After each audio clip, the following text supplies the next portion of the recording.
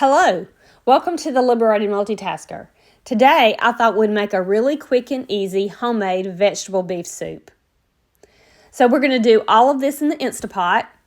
I'm going to start off by sauteing 2 pounds of ground beef. Now, if you don't have an Instapot, do not worry about it. You can make this on the stove.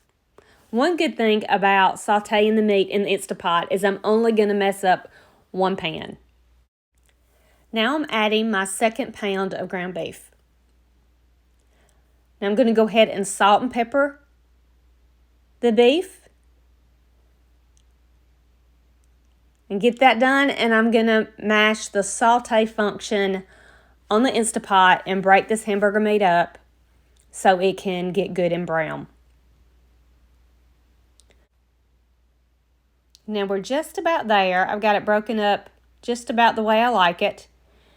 And I'm going to add 1 cup of diced onion. This is one of my food preps. I'm going to go ahead and get that chopped up and let it brown together. Now this part's going to take just a little minute. I've decided to add some more salt, and I've decided to add some Joe Daddies. Just going to stir this up really good. It's just about there. Needs to brown just a little bit more. Now I'm going to go ahead and get the extra grease out of my pan. So I'm just going to put a paper towel in and let it soak up that grease and do that until most of that grease is out. And once this is done, we'll add the rest of our ingredients.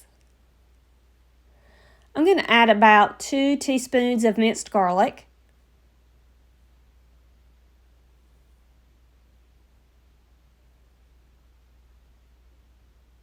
Now I'm going to add 1 jar of stewed tomatoes with all the liquid. Next, I'm going to add 1.5 jars of homemade beef bone broth. Now to me, this just makes this soup so much better. And this is one of the reasons I love making it. It's so easy. I'm going to give this a good stir. I don't want there to be too much liquid, but obviously we want there to be plenty. So out of my 2nd jar, I will only add half.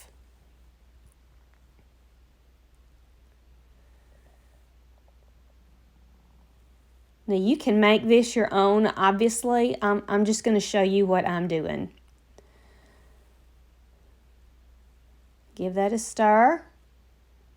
Now I'm going to add 1 can of drained diced potatoes. Now you can use regular potatoes, cut them up and add them, but this is just quick and easy.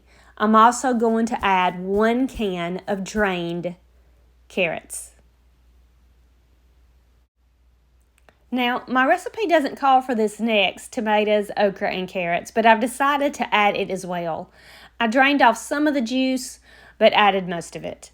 Now I'm going to add about 2 teaspoons of parsley. I've decided just to measure it out in my hand.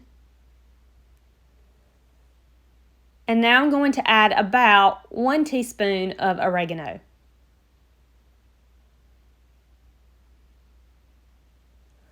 I have some Italian herb seasoning, and so I'm just going to grind some into the pot.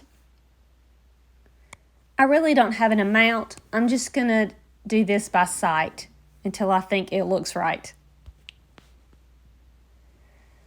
Now we're just about done. I'm going to give it a stir. My recipe does call for tomato paste, but I don't have any, and so I'm just going to add some ketchup and some hot sauce. I do have tomato paste. I just did not want to go get it. And we really like the Louisiana hot sauce.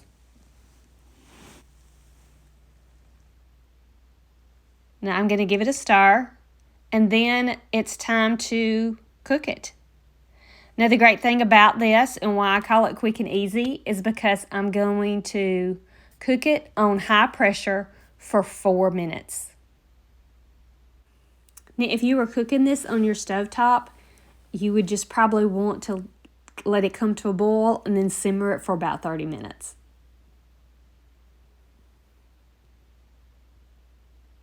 So I've set it.